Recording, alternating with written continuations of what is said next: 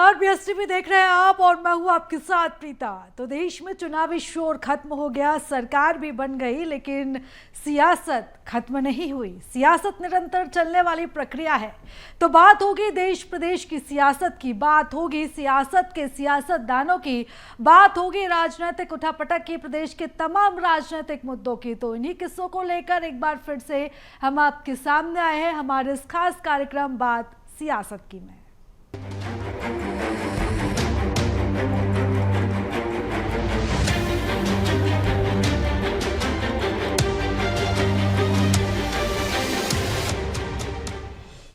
तो मध्य प्रदेश के उपचुनाव में बीजेपी और कांग्रेस दोनों ही पार्टी आदिवासी नेताओं के सहारे जीत की कोशिश पर जुटी हैं।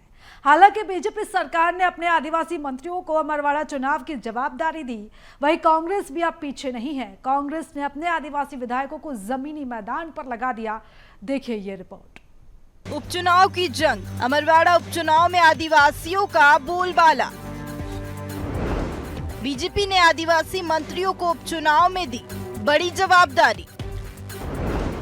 कांग्रेस ने आदिवासी विधायकों को उतारा चुनावी मैदान में। बीजेपी और कांग्रेस दोनों आदिवासी वोट बैंक को साधने में जुटी। बीजेपी अमरवाड़ा में भरेगी चुनावी हुंकार। 2 जुलाई से कमलनाथ और नकुलनाथ करेंगे चुनावी प्रचार। गोंडवाना गणतंत्र पार्टी कांग्रेस और बीजेपी के लिए बन सकती है बड़ी मुसीबत। किसका होगा अमरवाड़ा का आदिवासी वोटर? बीजेपी कर रही आदिवासी हितैषी बताने की कोशिश। देश में लोकसभा चुनाव सभी राज्यों में हो चुके हैं। वहीं दल बदल के दौर में कांग्रेस से बीजेपी में आए अमरवाड़ा के विधायक कमलेश शाह जहां अब बीजेपी के टिकट पर चुनाव लड़ रहे हैं, वहीं निर्वाचन आयोग ने 10 जुलाई को मतदान और 13 जुलाई को चुनावी परिणाम आने की तैयारी की है। मगर आदिवासी वोटर होने के कारण कांग्रेस बीजेपी दोनों पार्टी अपने आदिवासी नेताओं के साथ मिलकर दमखम लगाने में लगी हुई है। बीजेपी ने जहां कमलेश शाह को अपना प्रत्याशी बनाया, तो वहीं कांग्रेस ने धीरन शाह इनवाती को अपना प्रत्याशी बनाया है। अमरवाड़ा विधानसभा आदिवासी बाहुल्य विधानसभा कहलाती है, जहां आदिवासियों का बोलबाला देखने को मिलता है। इन्हीं आदिवासी वोटरों को साधने के लिए बीजेपी सरकार अभी से जुटी दिखाई दे रही है। जहां बीजेपी ने अपने आदिवासी मंत्रियों को जवाबदारी अमरवाड़ा विधानसभा की दी है, तो वहीं मध्य प्रदेश के मुख्यमंत्री डॉक्टर मोहन यादव भी आदिवासियों के बीच जाते दिखाई दे रहे हैं। मुझे इस बात का संतोष है कि हमारे अपने सरकार के द्वारा जो किए गए कार्यक्रमों के बलबूते पर समाज में न केवल जागृति फैल रही है, बल्कि सामाजिक स्तर पे भी गढ़मंडला की इस रानी के बलिदान को स्मरण करने के लिए हमारे गांव-गांव में आदिवासी अंचल में भी लोकगीतों के माध्यम से अलग अलग प्रकार से उनके सारे उस जीवन काल को आज भी लोग स्मरण करते हैं। तो ऐसे उनके पुण्यशाली जीवन को समाज के सामने लाने के लिए आज उनके नाम की एक तरह से घोषणा की गई। हम कोशिश करेंगे कि ये जो एयरपोर्ट है, माननीय हमारे मंत्री श्रीमान राकेश जी ने प्रस्ताव रखा और हमने कहा कि बिल्कुल रानी दुर्गावती के नाम पर एयरपोर्ट का नाम होना चाहिए। भारत सरकार तक मध्य प्रदेश सरकार का मंतव्य पहुंचाया जाएगा। जहां बीजेपी पार्टी ने अमरवाड़ा उपचुनाव की प्रभारी मंत्री संपतिया उइके को बनाया, तो वहीं संपतिया उइके आदिवासी वर्ग से आती हैं। वहीं बीजेपी पार्टी 25 जून से अपना चुनाव प्रचार स्टार प्रचारकों के साथ अमरवाड़ा उपचुनाव सीट पर करती दिखाई देने वाली है। वहीं पूर्व मुख्यमंत्री कमलनाथ और पूर्व सांसद नकुलनाथ 2 जुलाई से अमरवाड़ा सीट पर प्रचार करेंगे। हालांकि कांग्रेस पार्टी ने भी कमलनाथ के करीबी पूर्व मंत्री सुखदेव पांसे को उपचुनाव का प्रभारी बनाया। हालांकि छिंदवाड़ा जिले में अमरवाड़ा सीट आने के कारण कमलनाथ की बची हुई साख इस चुनाव में लगी हुई है। विधानसभा का यह चुनाव न सिर्फ बीजेपी कांग्रेस के लिए प्रतिष्ठा का सवाल बना हुआ है, बल्कि गोंडवाना गणतंत्र पार्टी के लिए भी अहम माना जा रहा है। जिस तरह से आंचल कुंड दरबार के वारिस को कांग्रेस ने चुनाव मैदान में उतारा, उसके बाद से आदिवासी वोट बैंक के लिए गोंडवाना को भी यहां जीत तोड़ मेहनत करनी पड़ती है। यदि गोंडवाना यहाँ पर पिछले चुनाव की तरह अच्छा परफॉर्मेंस देती है तो उसका अस्तित्व और सक्रियता के साथ उभर कर सामने आएगा। हालांकि कांग्रेस का कहना है कि चुनाव के समय ही बीजेपी सरकार को आदिवासियों की याद आती है, जबकि कांग्रेस हमेशा आदिवासियों के साथ खड़ी है। प्रदेश में आदिवासियों के साथ लगातार अत्याचार हो रहा है। भारतीय जनता पार्टी जब वोट लेना होता है तो आदिवासियों की बात करती है, और जब वोट मिल जाते हैं तो उन्हें जानवरों के खाने वाला चावल सप्लाई करती है। तो ये भारतीय जनता पार्टी के दो चेहरे हैं। आदिवासी समाज खुद सोच ले कि उन्हें कौन सा चेहरा पसंद है। आज जो है मध्य प्रदेश में जितनी बच्चियों का जो है मानव तस्करी हुई है, अपहरण हुआ है या गायब हुई हैं, उनमें ज़्यादातर कौन है? आदिवासी बच्चियां हैं। उनकी अस्मिता की तो रक्षा नहीं कर पा रहे आप। अमरवाड़ा विधानसभा उपचुनाव बीजेपी और कांग्रेस दोनों पार्टियों के लिए एक चुनौती है। इस विधानसभा चुनाव में पूर्व मुख्यमंत्री कमलनाथ खुद को साबित करने का आखिरी मौका है। वहीं आप देखना होगा कि किसी आदिवासी नेता का जादू अमरवाड़ा उपचुनाव में चल पाता है। भोपाल से कैमरा पर्सन शैलेंद्र रावत के साथ विवेक राणा की रिपोर्ट। इधर छत्तीसगढ़ में विपक्षी दल यानी कांग्रेस में बड़े परिवर्तन की अब खबरें तैर रही हैं। कांग्रेस ने पिछले साल विधानसभा में हार का सामना किया और अब लोकसभा में मनचाहा परिणाम कम से कम छत्तीसगढ़ में तो नहीं आ पाया। इसलिए अब ये कहा जा रहा है कि प्रदेश कांग्रेस कमेटी की कमान किसी और को सौंपी जा सकती है। देखिए ये हमारी खास रिपोर्ट। क्या छत्तीसगढ़ कांग्रेस में सब कुछ ठीक है? पीसीसी की कमान किसी और नेता को सौंपने की चर्चा क्यों? लोकसभा में अच्छे परिणाम नहीं आने पर क्या होगा बदलाव?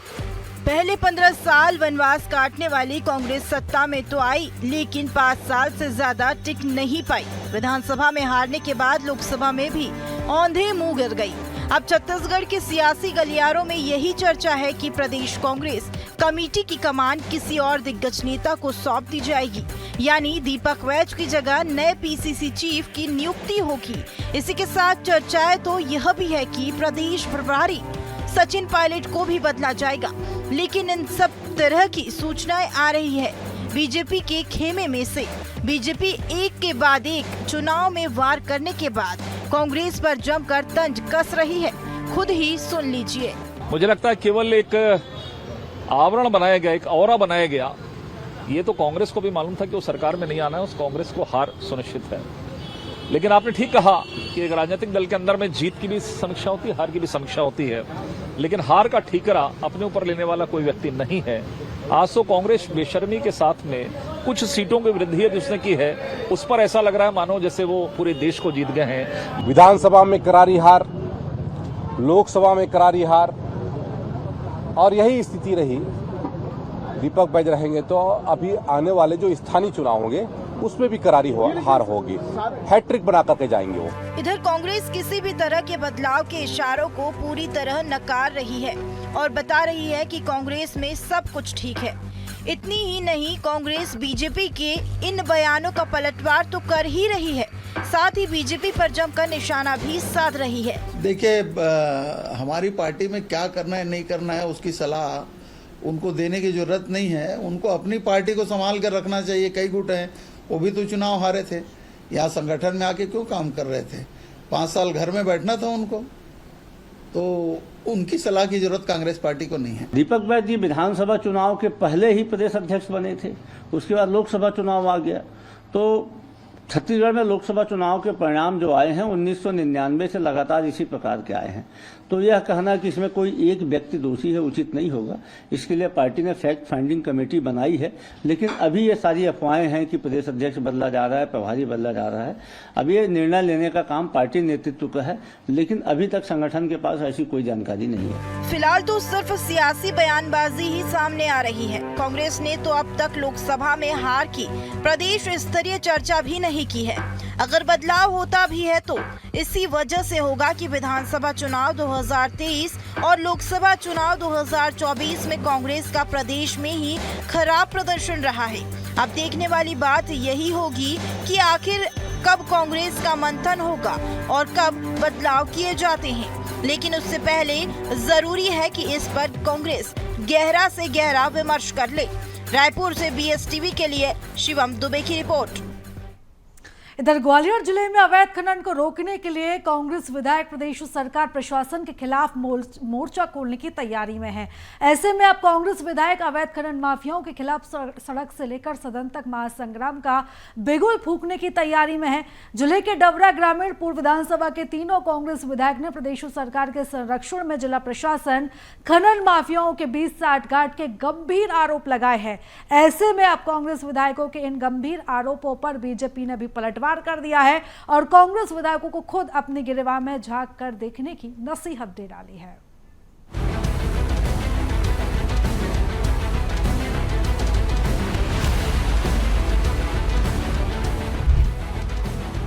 अवैध खनन बदस्तूर जारी,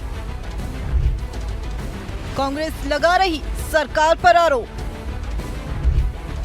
ग्वालियर अंचल में धड़ल्ले से जारी खनन माफिया का रौब प्रशासन पर हावी। जबरा भीतरवार और घाटी घाव क्षेत्र में अवैध खनन, कांग्रेस ने अवैध खनन के खिलाफ खोला मोर्चा। अवैध खनन पर अंकुश लगाने की मांग, बीजेपी सरकार की घेराबंदी शुरू। प्रदेश सरकार और जिला प्रशासन पर लगाए गंभीर आरोप। कांग्रेस विधानसभा में जोर शोर से उठाएगी अवैध खनन का मुद्दा। सड़कों पर उतरकर आंदोलन की तैयारी। दरअसल ग्वालियर जिले की डबरा भीतरवार और घाटी गांव क्षेत्र में अवैध खनन करने के लिए जाना जाता है, लेकिन अब इस अवैध खनन माफियाओं के खिलाफ ग्वालियर जिले की डबरा विधानसभा के कांग्रेस विधायक सुरेश राजे, ग्वालियर ग्रामीण विधानसभा से साहब सी गुर्जर और ग्वालियर पूर्व विधानसभा के कांग्रेस विधायक डॉक्टर सतीश सिकरवार ने कार्रवाई के लिए एकजुट हो गए हैं, जिसको लेकर अभी बीते दिनों तीनों कांग्रेस विधायक कलेक्टर रुचिका चौहान से मिले थे और उन्हें जिले में अवैध खनन पर पूर्ण रूप से अंकुश लगाने के लिए एक शिकायती आवेदन भी दिया था। हालांकि शिकायती आवेदन पर कोई बड़ी कार्रवाई नहीं होने पर कांग्रेस की तीनों विधायकों ने अब जिले में हो रहे अवैध खनन के पीछे मध्य प्रदेश की बीजेपी सरकार की घेराबंदी शुरू कर दी है। कांग्रेस ने जिले में फल फूल रहे अवैध खनन माफियाओं के पीछे मध्य प्रदेश सरकार और जिला प्रशासन पर गंभीर आरोप लगाए और इस अवैध खनन से जुड़े मुद्दों को कांग्रेस विधानसभा सदन में जोर शोर से उठाएगी, तो वहीं अवैध खनन माफियाओं पर कार्रवाई के लिए सड़कों पर उतरकर आंदोलन भी करेगी।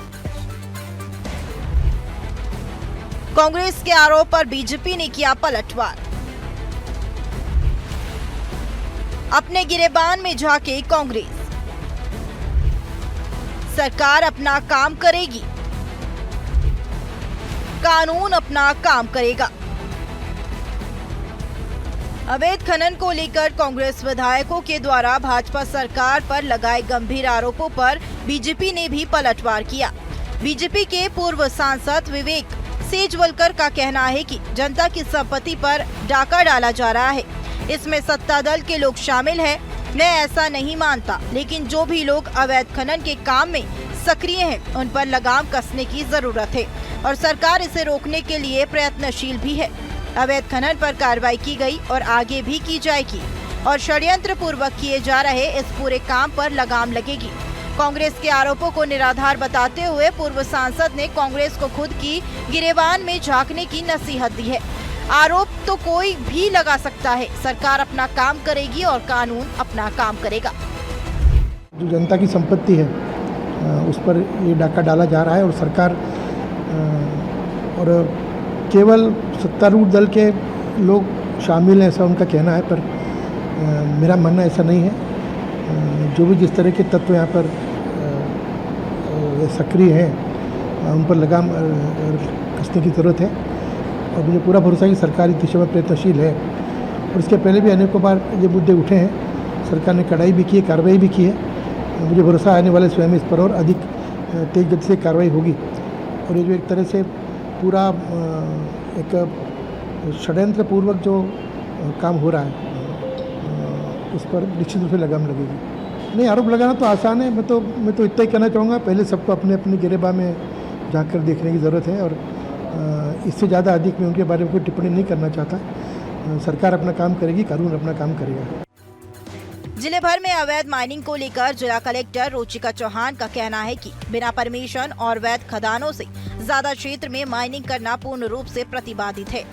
कलेक्टर ने स्पष्ट कहा है कि अवैध माइनिंग का प्रशासन की ओर से जिले भर में नहीं चलने दिया जाएगा और जब भी जिले के डबरा भीतरवार तहसील से अवैध खनन से जुड़ी कोई भी शिकायत आती है तो उन पर तुरंत कार्रवाई की जाएगी। सेवा कॉरपोरेशन अभी से नहीं, बहुत पहले से ये रेत का काम कर रही है। उनको सब पता है कि कैसे सांठगांठ की जाती है और कैसे अवैध उत्खनन किया जाता है। इस पर अभी तक किसी की निगाह नहीं थी। हम चाहते हैं कि आपके माध्यम से ये मुद्दा उच्च स्तर तक उठना चाहिए, सबकी जानकारी में आना चाहिए, ताकि प्रशासन और शासन के लोगों को मालूम होना चाहिए जो राजस्व का नुकसान हो रहा है वो नहीं होना चाहिए। ओवरलोड गाड़ियाँ आ रही हैं, उनसे रोड का जो नुकसान हो रहा है, रोड टूट रही हैं, तो वो कहीं नहीं किसी भी पंचायत से, गांव से, मेन रोड से जब बड़े बड़े हाईवा ओवरलोड निकल के आते हैं तो रोडों की स्थिति बहुत ख़राब हो रही है। आए दिन तक एक्सीडेंट हो रहे हैं। इन सब चीज़ों पर विराम लगना चाहिए। निश्चित तौर पर ये मुद्दा विधानसभा में भी गूंजेगा और जैसा कि हमने बताया था, सड़क से और सदन तक इस आवाज़ को हम उठाएंगे। बहरहाल ग्वालियर चंबल अंचल में अवैध खनन होना कोई अनोखी या नई बात नहीं। अंचल भर में इनलीगल माइनिंग धड़ल्ले से हो रही है, लेकिन जिस तरह से कांग्रेस विधायकों ने इस मुद्दे पर जिला प्रशासन से लेकर मध्य प्रदेश की बीजेपी सरकार को घेरने की कवायद शुरू की है और अवैध खनन को रोकने के लिए कांग्रेस विधायकों ने ग्वालियर जिले से जो विंगूल फूका है, उसकी आवाज कहां तक सुनाई देगी और जिले में अवैध उत्खनन पर कब तक पूर्ण अंकुश लग पाएगा, यह तो समय ही बता पाएगा। तो विधानसभा चुनाव में बीजेपी की जीत हुई। लोकसभा में पूरी 11 सीटें तो नहीं, लेकिन पिछली बार से एक ज्यादा यानी 10 सीटें अपने कब्जे में बीजेपी की आई। अब बारी है जनता को इन अच्छे नतीजों के लिए धन्यवाद करना। तो बीजेपी ने एक कार्यक्रम बनाया। क्या है वो कार्यक्रम और क्यों कार्यक्रम के शुरू होने से पहले ही मच गया है सियासी घमासान, देखिए रिपोर्ट में। विधानसभा और लोकसभा के परिणाम से भारतीय जनता पार्टी गदगद है। विधानसभा में महिलाओं के महतारी वंदन वाले आशीर्वाद से सत्ता मिल गई है और लोकसभा में मोदी के नाम का जादू चल गया है। अब बीजेपी वोट देकर जिताने वाली जनता को थैंक यू बोलना चाहती है। इसके लिए कार्यक्रम तय कर लिए गए हैं जो कि 27 जून से शुरू होंगे। क्या कार्यक्रम है, समझिए। भाजपा करेगी मतदाताओं का अभिनंदन। 27 जून से 14 जुलाई तक होंगे हर विधानसभा में कार्यक्रम। संजय श्रीवास्तव होंगे समिति के संयोजक। अशोक बजाज, भरत सिसोदिया, उपकार चंद्रकार सदस्य। हर विधानसभा में 2000 से ज्यादा मतदाताओं का सम्मान। उन्हें तिलक लगाकर, पटका पहनाकर, शॉल श्रीफल देकर करेंगे सम्मानित। विकसित भारत भाजपा का संकल्प पत्र, मोदी जी की गारंटी पर होगी चर्चा। इन कार्यक्रमों को संचालित करने हेतु समिति भी बनाई गई है, लेकिन अभी ये कार्यक्रम शुरू भी नहीं हुआ है और सियासी रंग इस कार्यक्रम में चढ़ गया है। छत्तीसगढ़ में कांग्रेस और भारतीय जनता पार्टी इस पूरे कार्यक्रम को लेकर एक दूसरे पर सियासी बयानबाजी कर रहे हैं। एक तरफ कांग्रेस इसे आने वाले चुनाव से जोड़ रही है, तो वहीं बीजेपी इस पूरे कार्यक्रम में जनता का आभार जताने की बात कर रही है। आने वाले नगरीय निकाय चुनाव को ध्यान में रखकर जो नए मतदाता है उनसे संपर्क का एक ही एक कार्यक्रम भारतीय जनता पार्टी ने तय किया है कि नए मतदाताओं का हम सम्मान करेंगे, उनसे संपर्क करेंगे। अभिनंदन अपनी योजनाओं से लाभान्वित करके करे तो जो है वो सराहनीय होता। ये सिर्फ वोट लेने की राजनीति कर रहे हैं, वोट लेने के लिए अभिनंदन कर रहे हैं। बाकी समय जनता 5 साल फिर वो गौन हो जाती है और चुनाव जब आ गया तब उनका अभिनंदन कर रहे हैं। ये मात्र नौटंकी है और आम जनता इसको अच्छी तरह समझती है, उनके बहकावे में आएगी नहीं। अब सियासत है, यहाँ हर दिन नए मुद्दे सियासी गलियारों में जगह बना लेते हैं। गौर इस बात पर करना होगा कि आने वाले समय में नगरीय निकाय चुनाव भी होने हैं, जिसके पहले बीजेपी तो जनता का धन्यवाद कर रही है और आभार जता रही है, लेकिन कांग्रेस कैसे जनता के बीच अपनी पैठ जमा पाएगी, यह भी देखना होगा। तो मुख्यमंत्री डॉक्टर मोहन यादव जब से मुख्यमंत्री बने हैं उनके फैसलों को यदि आप देखेंगे तो दीवार पर लिखी इबारत की तरह साफ दिखेगा कि वे खुद को आम लोगों के नेता के तौर पर स्थापित करने में जुटे हैं। एक ऑटो वाले के लिए कलेक्टर को हटा देना, उसके बाद आम लोगों से गलत व्यवहार करने पर जो उन्होंने अधिकारियों का तबादला किया, ये उनकी बानगी है। भाजपा ने रानी दुर्गावती को लेकर जबलपुर में एक बड़ा कार्यक्रम किया।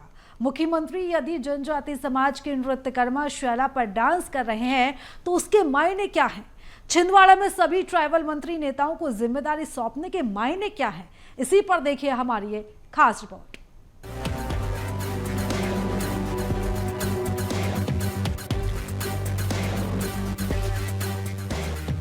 मध्य प्रदेश के मुख्यमंत्री डॉक्टर मोहन यादव अब अपनी प्रशासनिक क्षमता झलकाने में तेजी से जुटे हैं।